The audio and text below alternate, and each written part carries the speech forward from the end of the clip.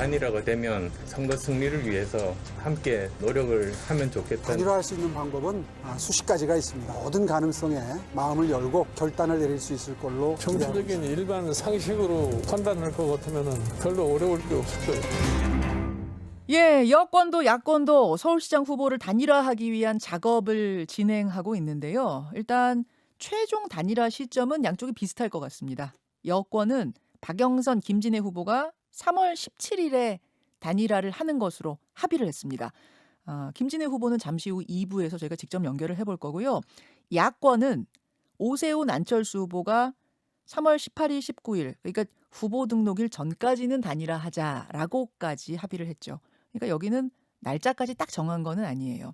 이런 가운데 오늘 안철수, 오세훈 두 캠프 간의 두 번째 실무 협상이 열립니다.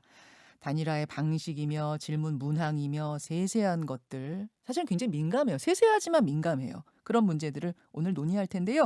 안철수 후보 측의 입장은 어떤지 미리 확인해 보겠습니다. 국민의당 권은희 원내대표 연결을 해보죠. 권은희 원내대표님 안녕하세요. 네, 안녕하세요. 예, 우선 단일화 방식부터 확정이 돼야 될 텐데 네. 여론조사냐, 그러니까 일반 시민 여론조사냐, 아니면 네. 오픈 프라이머리, 즉 온라인이든 오프라인이든 투표장 열어놓고 원하는 사람은 와서 투표하세요 하는 방식으로 갈 거냐. 네.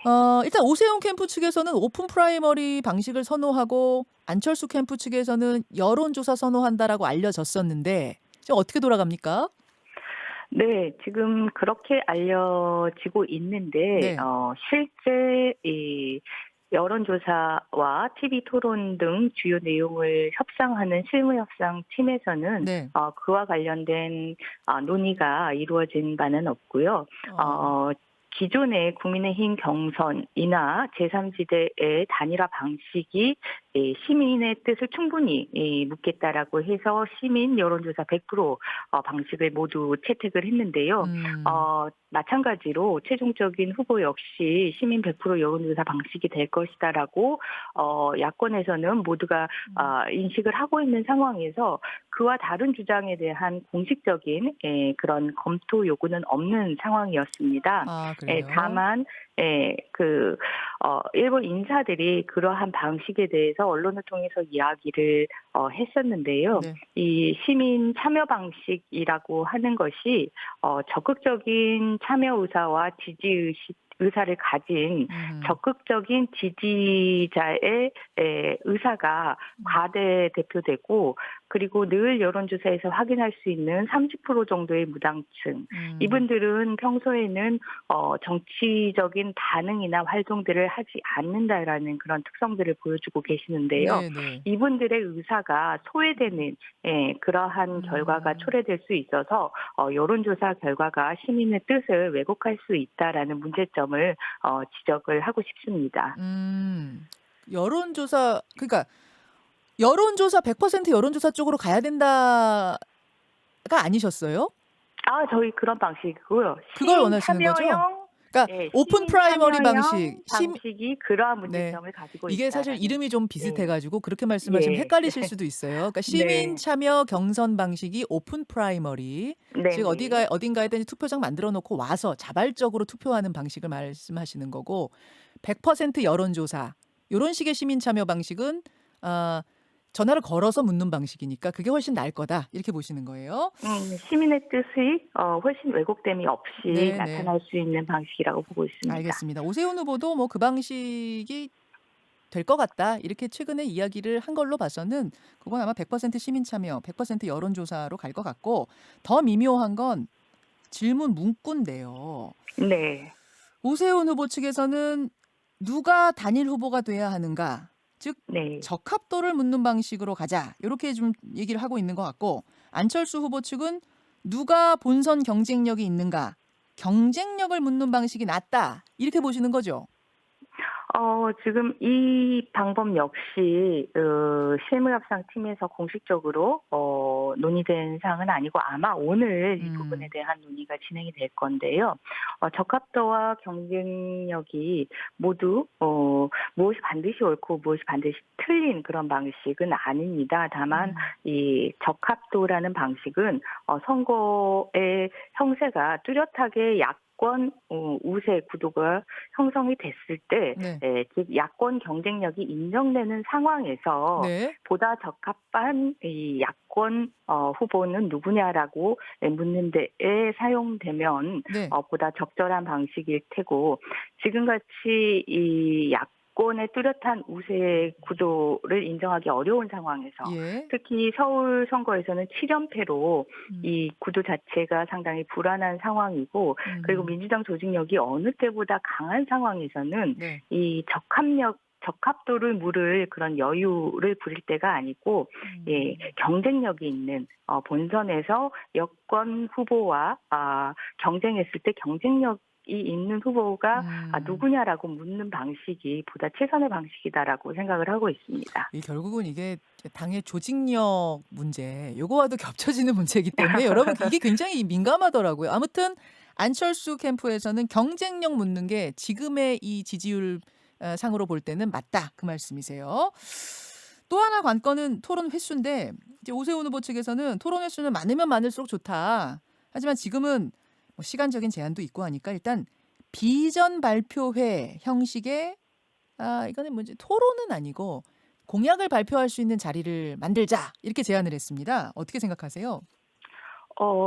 그 비전 발표회라는 형식의 자리와 관련해서는 네. 지난 첫 실무 협상에서 국민의당 실무 협상팀 쪽에서 제안한 내용이고, 이를 오세훈 후보 측에서 수용한 것으로 이렇게 파악이 되고 있는데요. 예.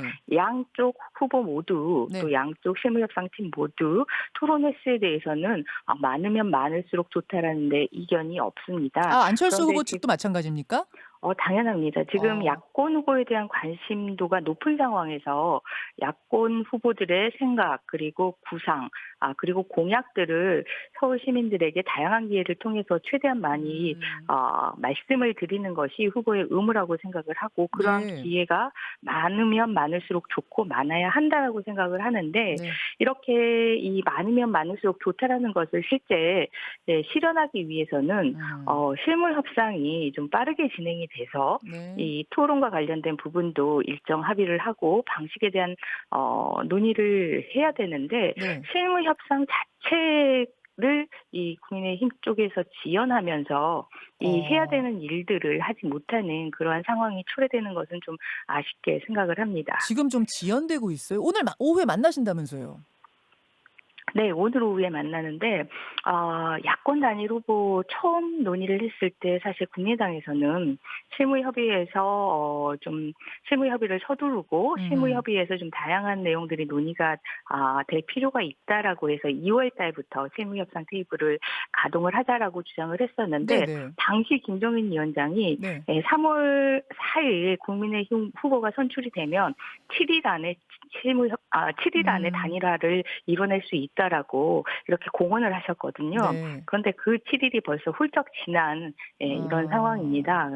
그래서 서둘러 달라. 실무 협상이 단순히 양 후보 측의 어떤 기싸움이 아니라 시민들에게 보여줘야 할 후보들의 활동들에 대한 합의 사항이기 때문에 네. 시민들에 대한 의무를 다하기 위해서 필요한 협상들을 좀 더 빠르게 알겠습니다. 진행할 필요가 있습니다.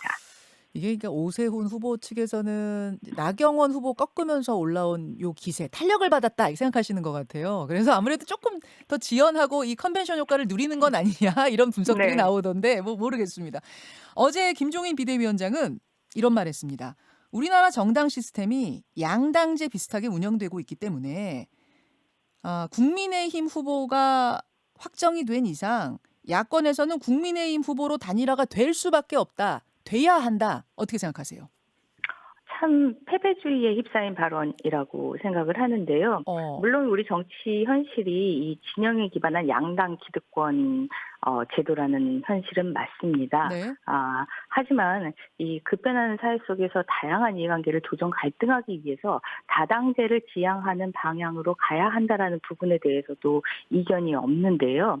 이렇게 정치 지도자라면 지향을 해서 나아가는 그러한 발걸음을 걸어야지 과거나 현재에 그대로 안주해서는 안 되는데, 지금 김종인 비대위원장님의 그러한 발언들은 이 과거나 현재 소외의 이런 부작용이 나타나는 현실을 그대로 안주하고 거기서 취할 수 있는 이득을 취하겠다라는 그런 패배적인 발상이라고 생각을 하기 때문에 이 부분에 대해서는 사실 정치적인 좀 사고의 전환 이런 부분들이 필요하지 않을까 생각합니다. 그러면은 만약 안철수 후보로 야권 단일화가 되면 국민의힘에 네. 입당해라 혹은 합당해라 이것도 1도 여지가 없는 얘기입니까?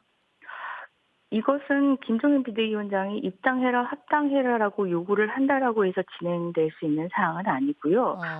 국민의당은 국민의당 차원에서 당원들의 의사를 묻고 당원들의 뜻을 확인하는 그건 물론 당연한 거고요. 권 네. 원내대표님 생각은 어떠세요? 그런 과정을 거쳐야 되고 저의 입장에서도 마찬가지로 지난 정기국회에서 한번 시도했던 정책협약과 같은 네. 양당의 차이를 줄이고 변화를 함께 지향하는 이 목표를 설정하는 그런 활동들이 병행이 되어야지 가능한 부분이고 그런 활동들을 병행하기 위해서 꾸준히 노력하자라고 제안을 했는데 그런 노력에 대해서는 무시하면서 그리고 현재에 대해서는 안주하고 이득만 취하려는 그런 모습들은 어떠한 도움도 되지 않는다고 보여집니다. 아주 뭐 입당 합당 가능성을 다 뜨신 거는 아닌 것 같고 절차가 필요하다 이렇게 말씀하시는 걸로 정리가 되네요. 그럼요. 저희는 그 국민의힘이 변화하겠다라고 얘기를 하면서 지난 정기국회부터 열어놓고 이 부분에 대해서 하나씩 필요한 활동들을 함께 해보자라고 했다가 지금은 그런 부분에 대해서 좀 자초되어 있는 상황입니다. 알겠습니다.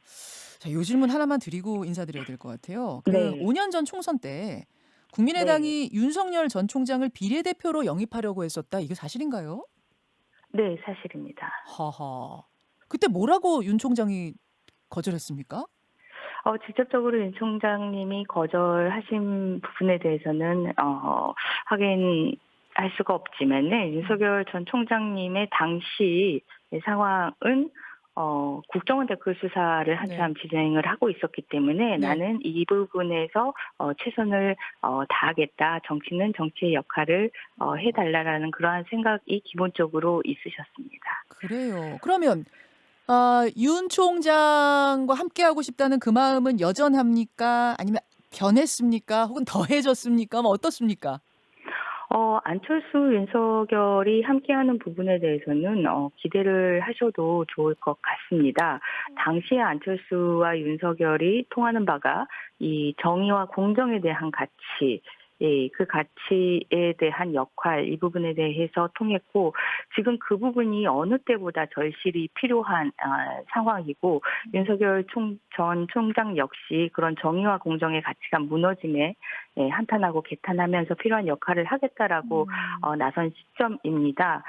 기존 그 정당들이 윤석열 총장의 이러한 정의와 공정의 가치를 이용하고 소비하는 것에 그치지 않도록 안철수 후보가 이 가치를 함께 지키고 그 가치가 진정성 있게 국민들에게 전달될 수 있도록 역할을 해낼 것이라고 보고 있습니다. 지금 통한다고 그러셨는데 네. 뭐 두 분이 만나신 적이 있어요?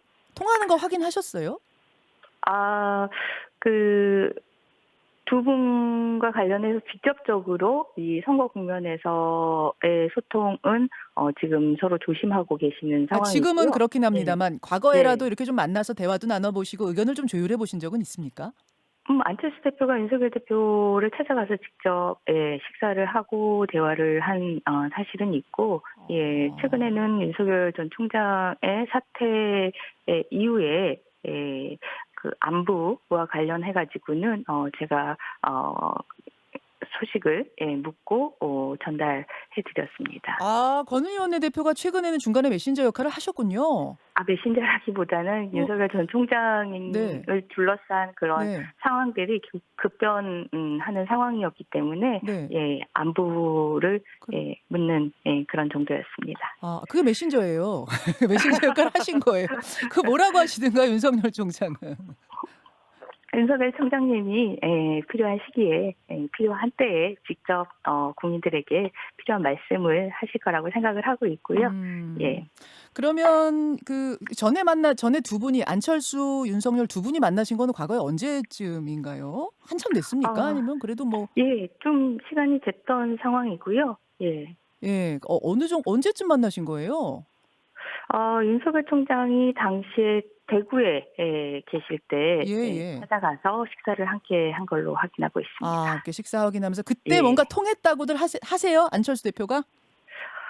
안철수 대표도 통했다라고 하시고 네. 사실 안철수 대표와 함께 이 사법개혁, 정부의 검찰개혁과 관련된 대응을 하면서 네. 제가 안철수, 윤석열 양쪽의 생각이나 어떤 문제점에 대한 인식 부분들을 예. 함께 공유를 하고 있는데 그런 부분들은 서로 완벽하게 일치가 되는 그런 상황입니다. 아. 문제점과 개선점에 대해서. 완벽하게 일치한다. 그럼 이번에 단일 후보가 되면은 윤 총장이 뭔가 어떤 식으로든 도움을 주실 가능성도 있습니까? 윤석열 총장님은 사실은 그 윤석열 총장님이 해야 할 일이 이 단순한 보궐선거의 승리를 넘어서서 아주 중요한 정의와 공정의 가치를 다시 복원해야 되는 그런 상황이기 때문에 그 부분에 대한 우선순위가 먼저 고려가 돼야 된다라고 생각을 하고 그에 대한 생각을 네. 좀 3월 중에 하시지 않을까 생각을 합니다. 알겠습니다. 예, 여기까지 일단 말씀을 듣도록 하지요. 권은희 원내대표님 고맙습니다. 네, 감사합니다. 예, 국민의당 권은희 원내대표였습니다. 김현정의 뉴스쇼는 청취자 여러분의 참여로 이루어집니다. 트위터, 페이스북, 레인보우 게시판, 그리고 단문 50원, 장문 100원의 유료 문자 샵 1212, 우물정 1212 통해 참여하실 수 있습니다. 김현정의 뉴스쇼, 여러분과 함께 만듭니다.